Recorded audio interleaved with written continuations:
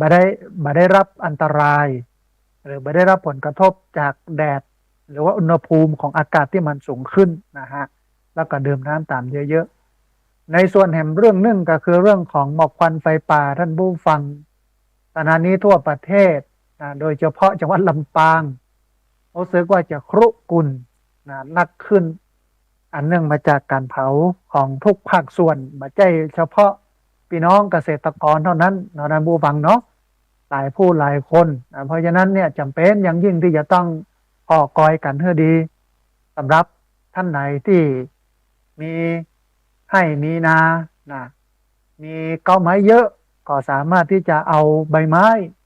เอาเศษวัชพืชทางการเกษตรเอามาแปรรูปเอามามัดเป็นปุ๋ยคอกเอาไว้ใส่นะต้นไม้ใบไม้เอาไว้ใส่ต้นพักอย่างได้แถมอันนี้ก็คือวิธีการกระบวนการของมันเพราะฉะนั้นท่านผู้ฟังหมอกควันไฟป่านั้นเป็นสิ่งที่ก่อให้เกิดโรคมะเร็งโดยเฉพาะมะเร็งปอดฝุ่นควันขนาดเล็กหรือว่า PM 2.5เนี่ยเมื่อมันลุดลอดเข้าไปในปอดในร่างกายของเขาแล้วมันก็จะไปทำลายระบบการหายใจทำให้แสบหูแสบตาทำให้แน่นหน้าอกนะฮะหลายเรื่องหลายอย่างเพราะฉะนั้นช่วยกันเนอะพี่น้องเนอะช่วยกันงดเผาแล้วก็เอาใบไม้เอาเศษซากทางการเกษตรเนี่ยมามัดแปลงปุ๋ยเอาไว้ใช้ต่อแถมนะฮะแล้วก็ที่มันดับยากที่สุดก็คือไหม้บนดอยท่านผู้ฟังคือถ้าไหม้ในที่พื้นราบเนี่ยรถดับเพลิงสามารถเข้าไปดับได้ง่ายเข้าไปดับได้ตันแต่ถ้าหากว่ามันเป็นในส่วนที่เป็นป่าเป็นดอยเป็นภูเขาเหล่ากาที่มันสูงมันจริงมันจันเนี่ยมันก็บ่สามารถที่จะเข้าไปดับเข้าไปพอไปก่อยได้เพราะฉะนั้นเอาช่วยกันเป็นหูเป็นตาแล้วก็เอาเองจำเป็นจะต้องงดเผาเอาใบไม้มาปรับเอามามักเอามาทำที่มักคือมันเป็นประโยชน์นะฮะอันนี้ก็ฝากกับท่านผู้ฟังไว้ใน2 เรื่องสำหรับช่วงต้นของรายการธรรมาภิวัตน์วันนี้ท่านผู้ฟังในวันนี้จะอู้เอ่ยกันถึงเรื่องของการปฏิบัติตามหลักธรรมในพระพุทธศาสนาซึ่งท่ามกลางสภาวะสังคมที่มันเปลี่ยนแปลงไปโดยเร็วจากยุคเกษตรกรรมยุคอุตสาหกรรมเข้ามาสู่ยุค globalization ยุคข้อมูลข่าวสารซึ่งมันเปลี่ยนจากหน้ามือเป็นหลังมือนะฮะคนในสมัยตะก่อนซึ่งเป็นยุคเกษตรกรรมยุคอุตสาหกรรมเนี่ยก็มีความเอื้อเฟื้อเผื่อแผ่เกื้อกูลแบ่งปันเพราะว่าสังคมมันยังเปิดโอกาสให้คนได้ไปผ่อกอยไปดูแลนะสิ่งทั้งหลายทั้งปวงเนี่ยมันสัมพันธ์กันก็เลยต้องเพิ่งปาอาศัยกันเวลาเพิ่งปาอาศัยกันเนี่ยความเก่งอกเก่งใจกำโอ้กำจาการกระทำอะไรอย่างต่างๆมันก็กลัวไปกระทบเปิ้ลแล้วทีนี้เปิ้ลกับบาช่วยเหลือเฮาเนี่ยมันก็ยังมีความเก่งใจอยู่หันน้อยนึงแต่ในยุค globalization หรือว่ายุคนี้ท่านผู้ฟังเป็นยุคที่คนเปิ้ลอยู่ไผอยู่มันนะเอาไผเอามันบ่สนใจนะฮะเอาตัวเองเป็นตัวตั้งเป็นหลักนะโดยเฉพาะในส่วนสังคมปัจจุบันเขาจะดูจากข่าวอาชญากรรมข่าวการทุจริตคดโกงข่าวการละเมิดผิดศีลผิดธรรมละเมิดกฎหมายโดยเฉพาะข้อที่5เรื่องของสุราข้อที่2เรื่องของการทุจริตคดโกงลักขโมย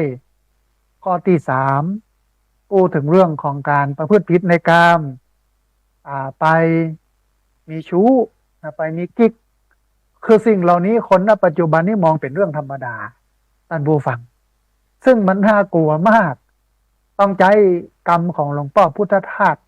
ที่บอกว่าศีลธรรมไม่กลับมาโลกาจะวินาศคนมันบ่มีศีลบ่มีธรรมนักขึ้นมันไม่มีคุณธรรมมันแบบกึดถึงศีลกึดถึงธรรมเวลาจะดำเนินชีวิตหรือว่าจะทำอะไรอย่างสักอย่างหนึ่งขึ้นมาตัดสินใจอย่างหนึ่งขึ้นมาเนี่ยมันก็บ่ได้กึดถึงศีลถึงธรรมบ่ได้สนใจธรรมะบ่ได้สนใจศีลธรรมเอาแต่ผลประโยชน์ ของตัวเก่าเป็นตัวตั้งมันก็เกิดอาการทำลายล้างเนาะท่านผู้ฟังเนาะเกิดความเสียหายเกิดการทุจริตเกิดการประพฤติผิดอย่างไรเรื่องนะฮะอันนี้เรื่องนี้เดี๋ยวเรามาอู้กันแต่ก่อนที่จะอู้ถึงเรื่องราวเกี่ยวกับศีลธรรมในทางพระพุทธศาสนาก็อยากจะเชิญชวนท่านผู้ฟังได้ร่วมอนุโมทนาแล้วก็ได้ร่วมทำบุญในส่วนของการจะสร้างห้องสุขาไว้ในพระพุทธศาสนาซึ่งห้องสุขาที่จะสร้างนี้ท่านผู้ฟังก็มีอยู่จำนวน5ห้องราคาห้องละ 68,000 บาทนี่อย่างถึงแปลงห้องละ 68,000เพราะว่ามันกว้างตามลายยาวของศาลานะฮะมีอยู่5ห้องละ4 เมตรความยาวเนี่ยนะ4 เมตรแยกเป็นที่อาบน้ำแยกเป็นที่อุจจาระปัสสาวะ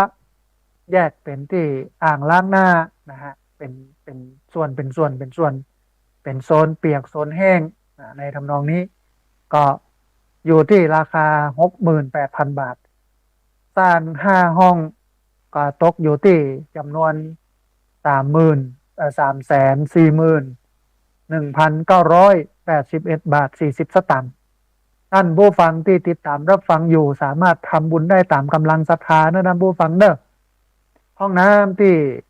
จะสร้างนี้นั้นสำหรับใช้ในการปลดทุกข์แล้วก็สร้างสุขแก่ผู้มาร่วมทำบุญแล้วก็ร่วมทำกิจกรรมต่างๆของที่พักสงฆ์สถาบันธรรมาภิวัตรบ้านศพเตินตำบลศพปาดอำเภอแม่เมาะจังหวัดลำปางซึ่งปกติก็มีคนมาใจมาสอยมาทำกิจกรรมประจำในเดือนมีนาที่ผ่านมานี้ในวันที่3 มีนาก็มีกลุ่มรถบิ๊กไบค์รถช็อปเปอร์รถฮาร์เลย์ของจังหวัดลำปางลำพูนเชียงใหม่จำนวน100 กว่าคันคน100 กว่าคนมาทำบุญมากินมาตานกันในวันที่3ที่ผ่านมาและในวันที่6ที่ผ่านมาเหมือนกันก็เป็นการเฮียนของนักเรียนโรงเรียนผู้สูงอายุทั้งตำบล8 หมู่บ้านตำบลศพปาดเนี่ยท่านผู้ฟังมีอยู่8 หมู่บ้านก็เอานักเรียนมาหมู่บ้านละ10 คนมาเฮียนหนังสือแต่หนังสือที่เฮียนเนี่ยไม่ใช่เป็นกอไก่ขอไข่ A B C D เนอะ แต่เป็นเรื่องของศิลปะวัฒนธรรมเรื่องศาสนาเรื่องกฎหมายเรื่องสุขภาพเรื่องการงานอาชีพเรื่องเกษตรอย่างต่างๆเหล่านี้นะฮะก็วันที่6ที่ผ่านมานี้ก็มีผู้สูงอายุมาเฮียนกับ80 กว่าคนแล้วก็ในเดือนนี้มีอยู่2 ครั้งคือเดือนละ2 ครั้งพุธแรกกับพุธสุดท้ายของเดือนพุธสุดท้ายของเดือนมีนาคมก็เป็นวันที่20 มีนาคมพุทธศักราช2567ก็จะมีมาเฮียนแหมอย่างเงี้ยทุกปีทำมาแล้วตอนนี้เป็นปีที่7ท่านผู้ฟังแล้วก็จะมีการประชุมคณะกรรมการศูนย์พัฒนาและฟื้นฟูคุณภาพชีวิตผู้สูงอายุผู้พิการผู้ด้อยโอกาสของตำบลศพปาดแล้วก็คณะนั้นคณะนี้มาตลอดเพราะฉะนั้นท่านผู้ฟังจำเป็นเนอะที่จะต้องสร้างห้องน้ำถวายไว้ในพระพุทธศาสนาจำนวน5 ห้องราคาห้องละ 68,000 บาทรวม5 ห้องก็เป็นเงินอยู่ที่ 341,981 บาท 40 สตางค์ตอนนี้ก็หอมได้ประมาณ 70,000 กว่าบาทญาติโยมที่ติดตามรับฟังรายการวิทยุโน่นนี้นั้นก็หอมกันมาคนเล็กคนน้อยตามกำลังศรัทธาก็เก็บปัจจัยตอนนี้ได้อยู่ประมาณ 70,000 บาทก็ถ้าได้ประมาณ150,000ก็แหมเกิงนึ่ง724โลแหมเกิงนึ่งประมาณได้150,000นี่ก็จะขึ้นโครงมงหลังคาขึ้นเสาขึ้นคานอย่างไว้เสร็จแล้วก็จะเทปืนวางก่ออย่างต่างๆไปเรื่อยๆตามกำลังเพราะนั้นท่านผู้ฟังเรียนเชิญเจริญพรเนื่อมาร่วมทำบุญกันท่านผู้ฟังท่านใดที่อยากจะมาร่วมทำบุญมาด้วยตัวเองก็สามารถที่จะโทรเข้ามา อู้เอิญเชิญชวนบอกกล่าวข่าวบุญว่าจะมาวันนั้นวันนี้พระอาจารย์ ว่างก็อยู่วัดก็นะฮะที่เบอร์064-125-4122เบอร์064-125-4122โทรมานัดมาหมายกันก่อนนะเพื่อเซอร์ไพรส์มาก็จะเจอเซอร์ไพรส์ตอบก็คือบอยู่นะติดการติดงานไปหั่นไปนี่เนาะเพราะนั้นก็เรียนเชิญเจริญพรโทรเข้ามาอู้เอ่ยกันที่เบอร์064-125-4122เบอร์064-125-4122สำหรับท่านไหนที่บัสะดวกในการมาร่วมทำบุญเพราะว่ามีภารกิจหลากหลายนะมีกิจกรรมที่จะต้องทำในการดำเนินชีวิตเยอะก็สามารถร่วมทำบุญได้ผ่านทางบัญชีเงินฝากของที่พักสงฆ์สถาบันธรรมาภิวัตรเป็นธนาคารกรุงไทยสาขาประตูชัยหมายเลขบัญชี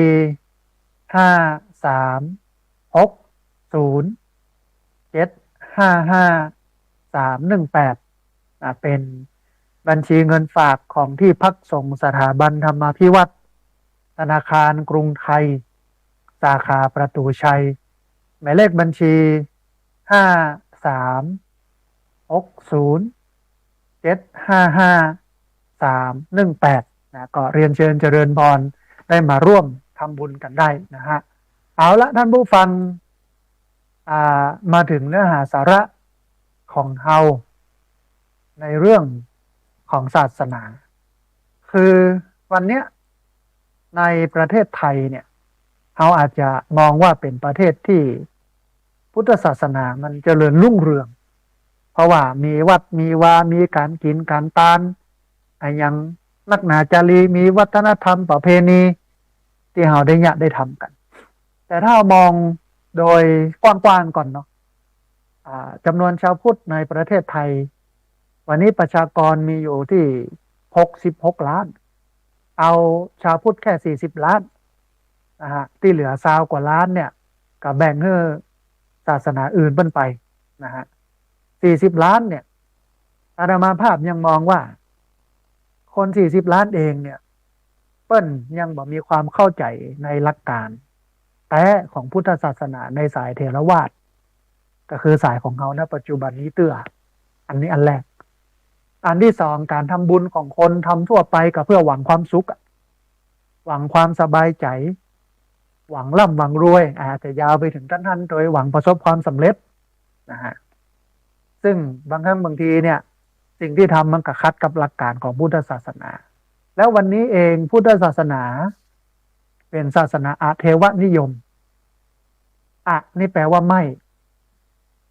นิยมก็คือนิยมชมชอบชมชื่นเทวะก็คือเทพเทวนิยมคือศาสนาที่บูชาเทพศาสนาที่เอาเทพ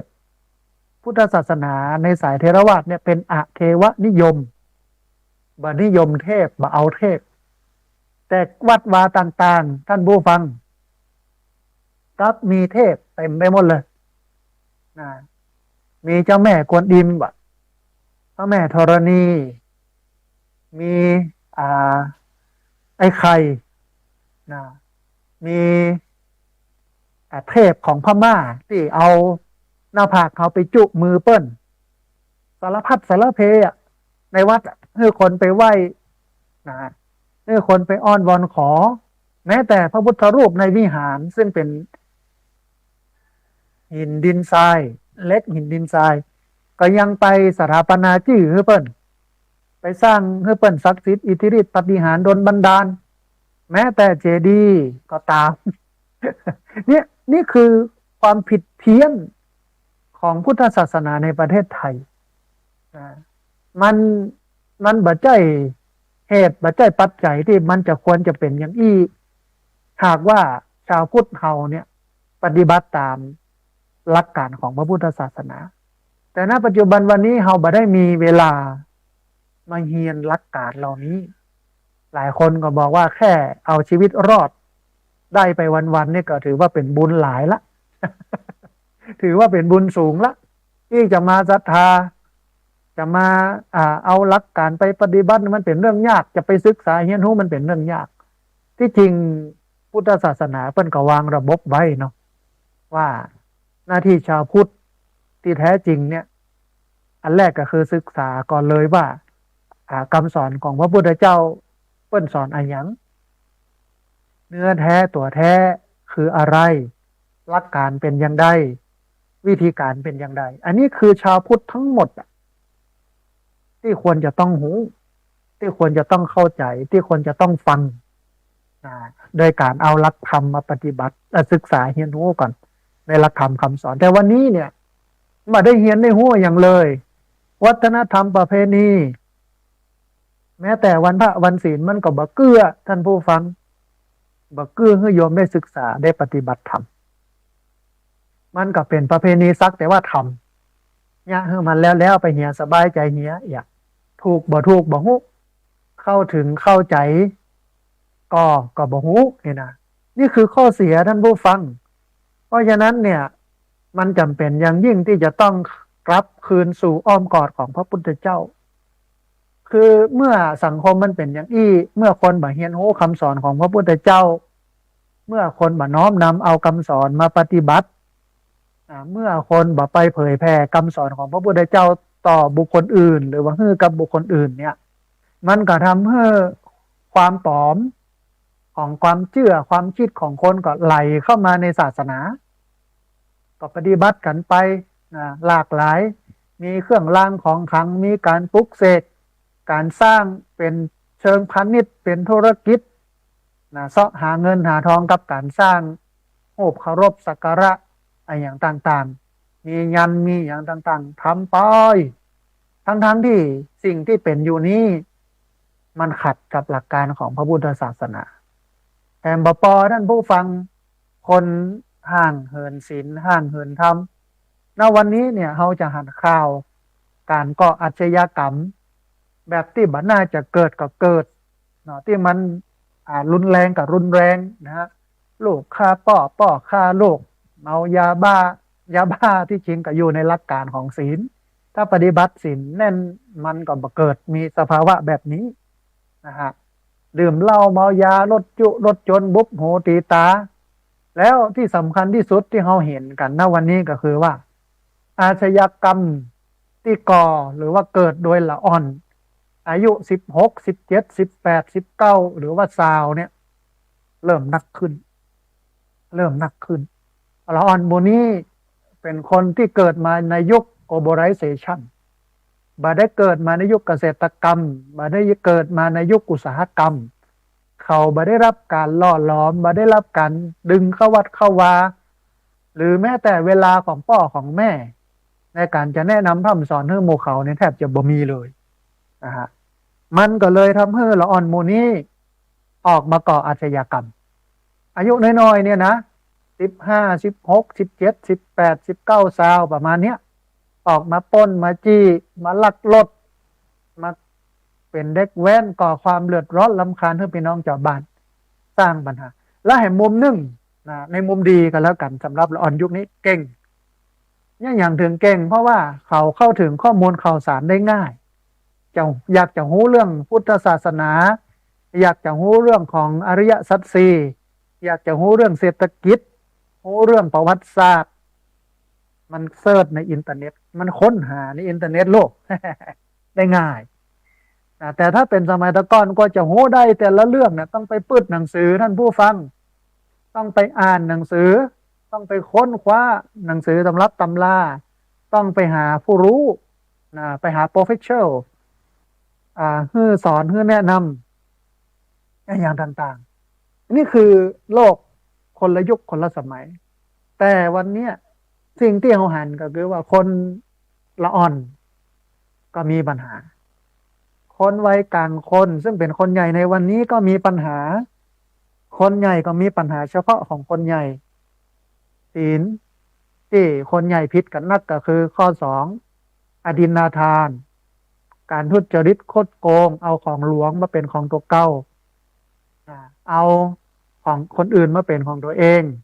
อันเนี้ยทำกันนักทำกันหลายเพอเนี่ยท่านผู้ฟัง มองเป็นเรื่องปกติด้วยซ้ำนะมองว่าเป็นเรื่องปกติด้วยซ้ำนะฮะทำอย่างอี้ก็เป็นเรื่องปกติกับมีอย่างนักเนี่ยอันหนึ่งก็คือข้อที่สามกาเมนะข้อกาเมอันเนี้ยก็เกิดขึ้นเยอะคนทำผิดศีลข้อนี้เยอะมองเป็นเรื่องปกติเพราะว่าศีลข้อนี้ที่จริงถ้ารักษาแล้วมันก็บ่เกิดเรื่องมันก็จะบ่มีปัญหาเพราะว่าฮักในคู่รักของตนเองซื่อสัตย์ในคู่รักของตนเองบ่ได้ไปยุ่งอย่างกับไผเฮามีอยู่แล้วห้องก็ไปยุ่งกับเปิ้นมีอยู่แล้วนะเฮาก็ไปยุ่งกับเปิ้นมีกู้ครองมีคนรักอยู่แล้วเฮาก็ไปยุ่งไปหยามอย่างกับเปิ้นอย่างมันก็ทำให้เฮาเนี่ยนะฮะอ่ามีความสุขในการเป็นอยู่แต่ถ้าว่าไปยุ่งกับคนอื่นคนที่เปิ้นมีกู้อยู่แล้วโดยที่บ่เลขบ่เว้นบ่แหวเนี่ยความมีปัญหามันก็จะเกิดขึ้นนะฮะความมีปัญหามันก็จะเกิดขึ้น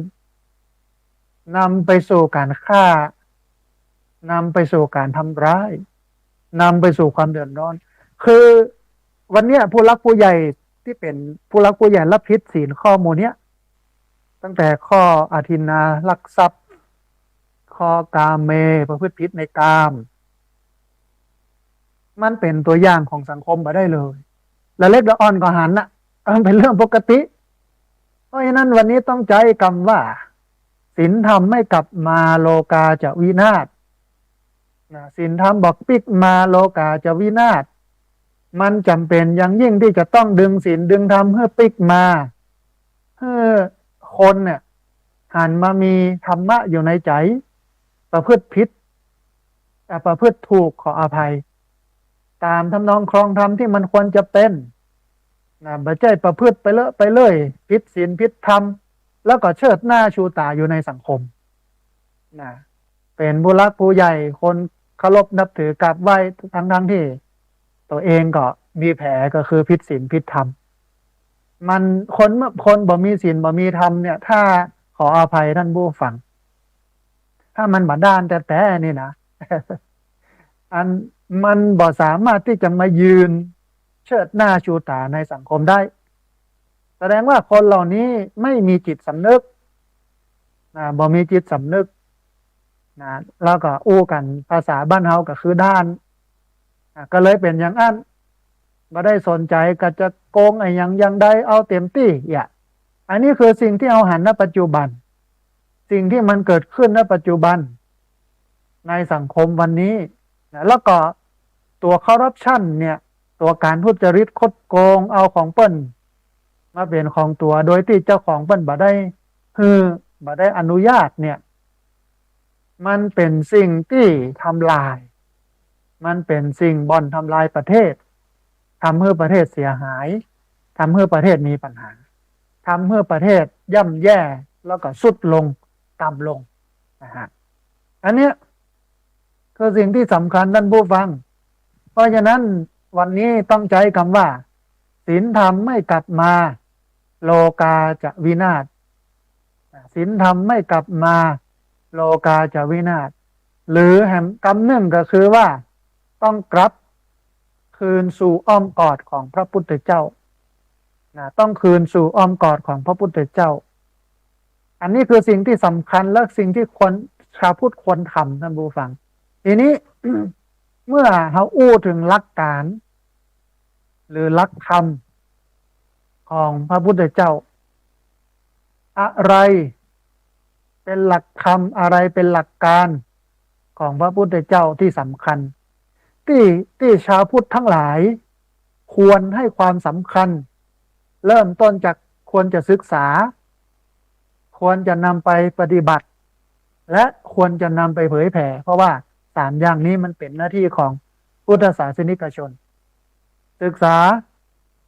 ปฏิบัติเผยแผ่ เหมือนที่พระพุทธเจ้าเปิ้นตรัสไว้บอกว่าต้องโอปัญญิโกน้อมเข้ามาใส่ตัวนะต้องน้อมเข้ามาใส่ตัวก่อนเอามาประพฤติเอามาปฏิบัติเนี่ยก่อนนะมันถึงจะสามารถเอาธรรมะมาหล่อเลี้ยงชีวิตเพื่อมันเดินไปทางหน้าได้ถ้าบาโอปัญญิโกก็คือไม่มองย้อนหรือไม่เอาหลักการมาปฏิบัติ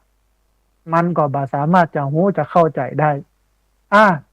ทีนี้ท่านผู้ฟังหลักการสำคัญหรือหลักธรรมสำคัญของพระพุทธศาสนาหัวใจแท้ๆของพุทธศาสนาในเชิงปฏิบัติซึ่งเป็นหลักการของชาวพุทธหรือห้องง่ายๆว่า Buddhist way of life เป็นหลักการสำคัญของชาวพุทธก็มีอยู่3อย่างอันแรกก็คือศีลอันที่สองคือสมาธิ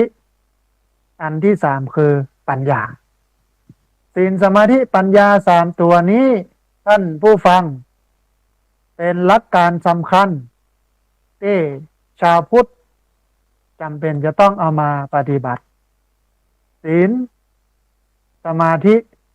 แล้วก็ปัญญาอันนี้คือ Buddhist way of life เป็นวิถีพุทธและเป็นสิ่งที่พุทธศาสนิกชนทุกระดับชั้นควรจะหูควรจะเข้าใจแต่วันนี้ถ้าเราไปถามว่าเป็นชาวพุทธก็เป็นพุทธเนี่ยกะเนาะแล้วทีนี้หลักการปฏิบัติของชาวพุทธข้อปฏิบัติของชาวพุทธมีอย่างพ้องนี่เนาะเพิ่งก็อย่าบอกว่าตานทำบุญเนี่ยอันนี้คือหลักการที่ทั่วไปทำบุญเข้าวัดเข้าวาตักบาตรมักยากะแต่แท้ที่จริงแล้วมันมากกว่านั้นมันก็มีตั้ง3อย่างโลกอันแรกคือศีลอันที่สองคือสมาธิอันที่สามคือปัญญาหลักการ3อันนี้คือหลักการของชาวพุทธที่คนทุกระดับทุกชั้นทุกประเภทปฏิบัติได้หมดนะฮะศีลเป็นข้อปฏิบัติสำหรับชาวพุทธทุกรูปแบบมันไม่ใช่ข้อบังคับแต่มันเป็นข้อฝึกเพื่ออย่างเพื่อให้ความโลภความโกรธความหลงที่มันอยู่ในใจเฮาเนี่ยให้มันเบาบางลงให้มันลดลงจะลดได้ด้วยการเอาศีลมาปฏิบัติเอาสมาธิมาปฏิบัติเอาปัญญามาปฏิบัติแล้วถามว่าแล้วโลภโกรธหลงที่มันอยู่ในใจมันบดีอย่างใดถึงต้องละมันไปต้องทิ้งมันไปถ้ามันดีจริงเนี่ยท่านผู้ฟังคนก็รักษามันไว้ในใจแล้วเนาะแต่เนื่องด้วยว่าไอ้มันบ่ดีความโลภความโกรธความหลงมันบ่ดีเนี่ยโลภก็ไปลักไปทุจริตโกรธก็ไปฆ่าไปแกล้งหลงก็นำมาซึ่งการทุจริตเหมือนกันการฆ่าแกล้งเหมือนกันซึ่งมันเป็นบาปทั้งนั้นนะฮะคนก็จำเป็นต้องหะโลภหะโกรธหะหลงออกไปจากใจนะคือใจเนี่ยมันสมบูรณ์ไปด้วยศีลเนี่ยนั่นผู้ฟังมันเป็นข้อฝึกหัดไม่ได้เป็นข้อห้ามเขาสมาทานศีลบ่จำเป็นต้องสมาทานกับตุเจ้าหน้าโต๊ะหมู่บูชาหน้าพระพุทธรูปก็ได้หรือที่ไหนก็ได้ตั้งใจว่าข้าพเจ้าของดเว้นจากการฆ่าสัตว์ขอฝึกงดเว้นจากการลักทรัพย์ขอฝึกงดเว้นจากการประพฤติผิดในกามขอฝึกงดเว้นจากการพูดปดพูดส่อเสียดพูดคำหยาบพูดเพ้อเจ้อเลวไหลบ่เป็นความจริงขอฝึกงดเว้นจากการงดดื่มสุราและของมึนเมาสิ่งเสพติดต่างๆ5 ข้อนี้5 ข้อนี้มันก็จะคัดเกลาพฤติกรรมโลภตึงความโลภความโกรธความหลงมันลดลงพฤติกรรมที่มันแสดงออกมาทางกายวาจามันลดลงอันนี้คือศีลนะเป็นหลักการปฏิบัติของชาวพุทธมันต้องถามกันว่าวันนี้เอาไปปฏิบัติมากน้อยแค่ไหนคือเวลามีงานกินงานตาลขึ้นบ้านใหม่ แต่งงานงานศพงานทำบุญบ้านนะงานพระป่างานกฐิน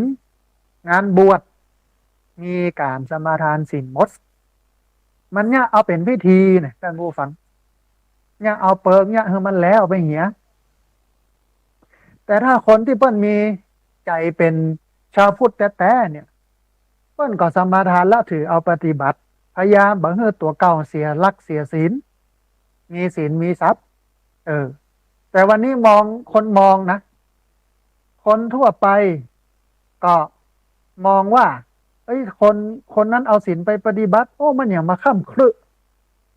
มันอย่างมาเก่าแก่โบราณเป็นคนโบราณเข่งครัดศาสนามองไปเป็นเรื่องอย่างนั้นไปเนี่ย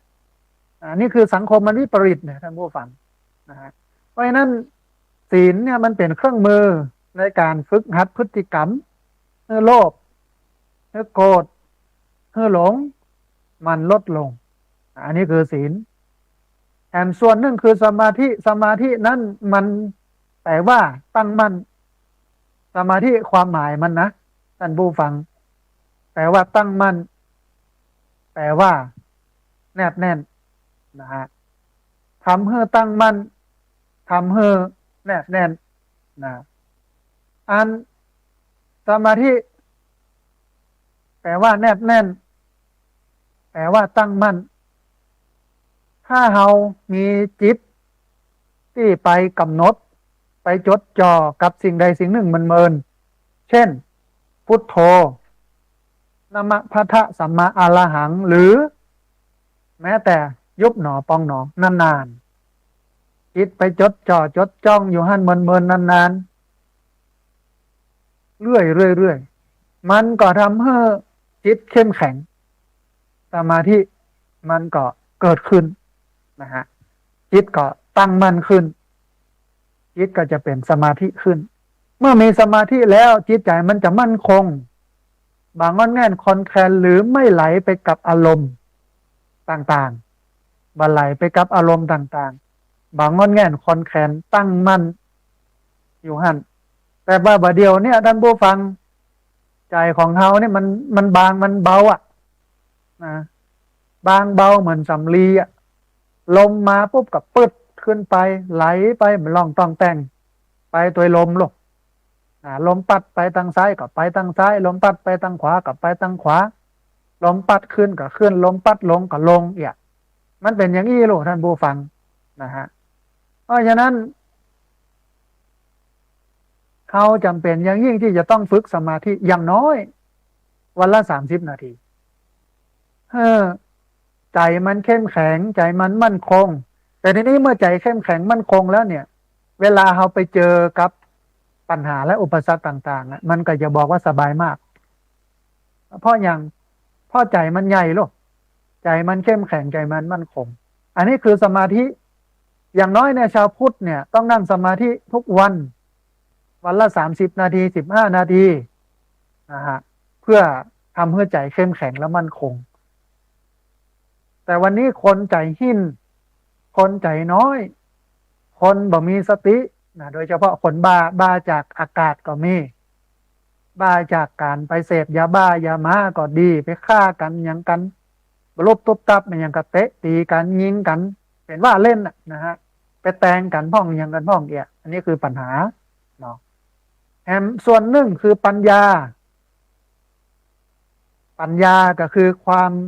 รู้ความเข้าใจโลกตามความเป็นจริงก็คือเข้าใจว่าโลกเนี่ยสิ่งทั้งหลายทั้งปวงที่มันเกิดขึ้นบนโลกนี้มันมีการเกิดขึ้นมันมีการตั้งอยู่มันมีการดับไปเป็นธรรมดานะฮะอันนี้คือสัจธรรมเกิดขึ้นตั้งอยู่ดับไปเป็นธรรมดาเป็นอนิจจังบ่มั่นบ่เที่ยงทุกขังทนอยู่ในสภาพเดิมได้ยากอนัตตาบ่เจตัวบ่เจตนบ่สามารถที่จะบังคับบัญชาได้เป็นอย่างอี้เป็นปกติธรรมดาเป็นอย่างอี้เป็นปกติธรรมดาเพราะฉะนั้นท่านผู้ฟังเมื่อเขาเข้าใจอย่างอี้แล้วเขาก็หันความเปลี่ยนแปลงของโลกหันการเกิดขึ้นหันการตั้งอยู่หันการดับไปเป็นธรรมดา ก็มองเป็นเรื่องธรรมดาบ่เอาอารมณ์ความรู้สึกชอบจังเสียใจตุกไปไว้ในหันมันเป็นสัจธรรมของโลกมันเป็นอย่างนั้นเองนะฮะอ่ะแอม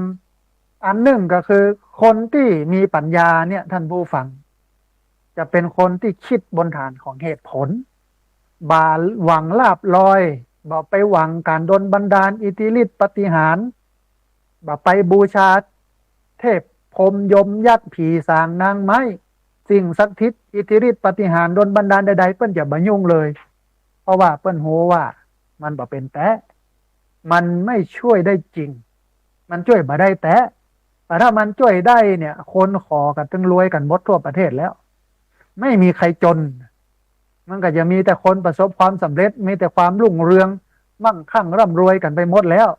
เพราะขอกันนักโลกสายมูอ่ะไอโมสายมูอ่ะ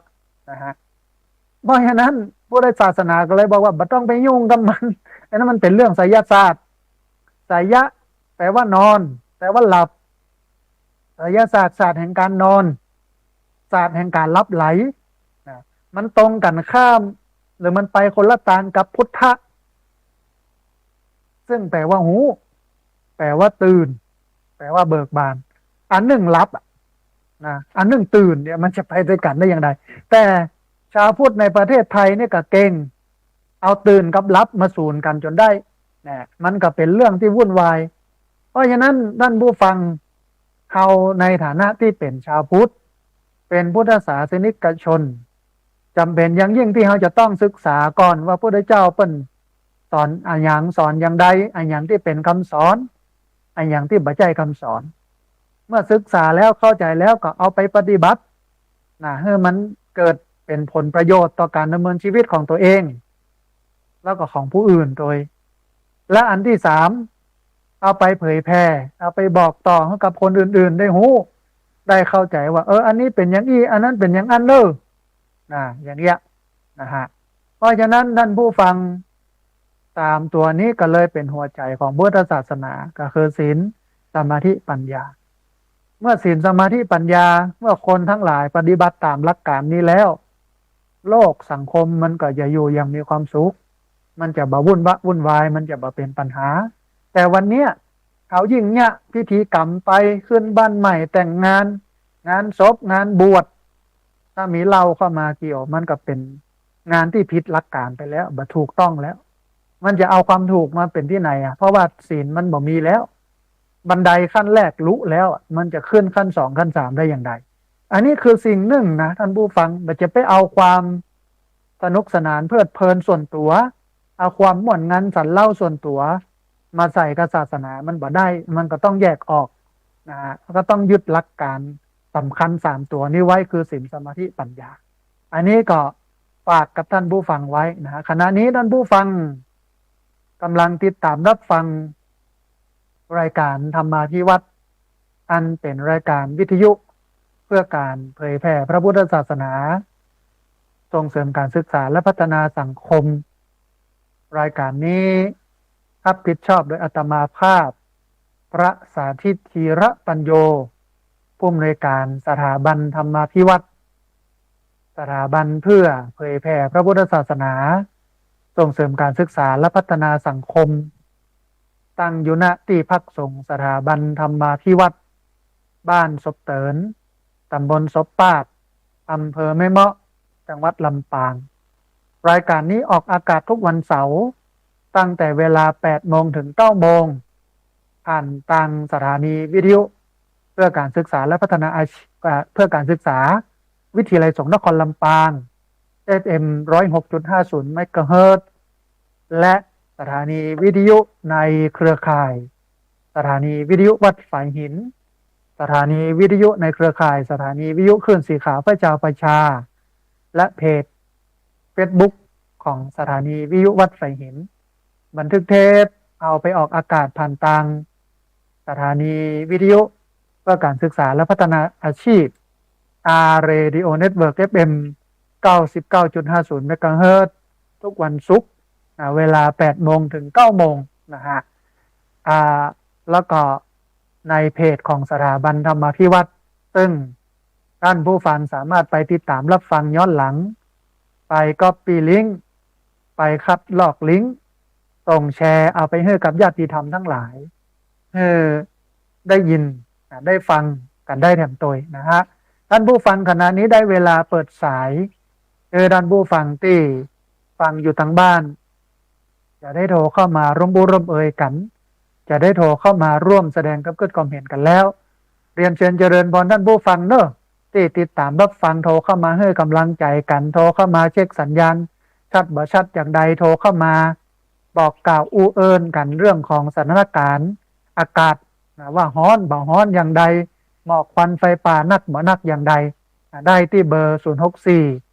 125 4122เบอร์064 125 4122เรียนเชิญเจริญพรได้โทรเข้ามาร่วมบูร่วมเอ่ยกันโทรเข้ามาร่วมแสดงความเห็นกันที่เบอร์064 125 4122พอดีมีสายเข้ามาสายหนึ่งเดี๋ยวครับสายนี้ก่อนปัญจว่าจะได้พ้องเจริญพรสาธุแม่บัวจันทร์บ้านหลวงเนาะแม่เนาะ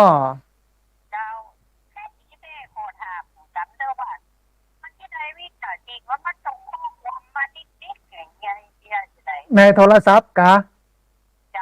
อ๋อในโทรศัพท์มันจะมีสามารถปลดล็อกการอันส่งข้อความหรือกันบางทีมันส่งข้อความได้ลองให้หลานดูยายมันจะมีเบอร์โทรที่โทรไปบอกศูนย์เพิ่นว่าอันนี้บ่ต้องการข้อความอย่างที่จะส่งมาโดยที่บ่ใจเหตุอันนี้ก็ต้องดูปรึกษาหลานดูให้ไปถามอันเพิ่นฮ้องว่าเครือข่ายของมันโยมแม่ใจโทรศัพท์เครือข่ายหยังนั่นนะมันจะมีบริษัทดีแท็กครับเรื่องร้องเรียนอยู่แล้วมันก็จะปลดบางฮือโฆษณาอย่างต่างๆเข้ามาเนาะแม่เนาะนะนั่นนะถ้าไปกดไปพอมันแล้วมันมีกดเข้าไปแถมนี่จะเสี่ยงสตังค์เนอะโยมแม่เนอะ